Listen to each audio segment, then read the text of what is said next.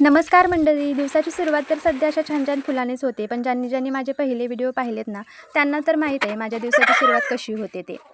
पण नवीन लोकांना सांगते की आमचं आहे गावरान पोल्ट्री फार्म. दरवर्षी आम्ही जूनमध्ये पक्षी संपवतो, पण यावर्षी काही कारणामुळे अजून थोडा पक्षी शिल्लक आहे.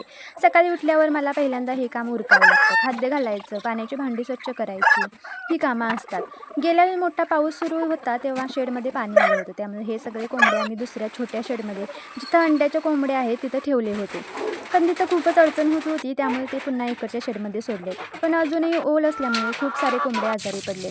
तिकडचं सगळं काम उरकल्यावर कोंबडींच्या शेडमध्ये आले आणि तिथलं सगळं आवरलं. तिथे एक अंडं पण मला सापडलं होतं. त्यानंतर घरी आले, पाणी आलं होतं, अंगणात पाणी मारलं, छोटीशी रांगोळी काढून घेतली, त्यानंतर पाणी पण भरलं.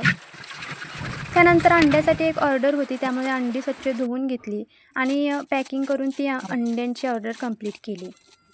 दुपारी थोडासा आराम केला, त्यानंतर व्हिडिओ एडिटिंगचं काम करून घेतलं. त्यानंतर भूक लागली होती म्हणून असे ब्रेड पकोडे बनवले होते आणि आई आणि पप्पांची रिॲक्शन तर बघा कशी आहे. दुपारनंतर एक दादा आले होते, त्यांना हवा होता एक कोंबडा. त्यांना एक कोंबडा पकडून दिला. कोंबड्याचं वजन 2.5 किलो भरलं. त्यानंतर संध्याकाळी गेले आईसोबत दूध आणायला.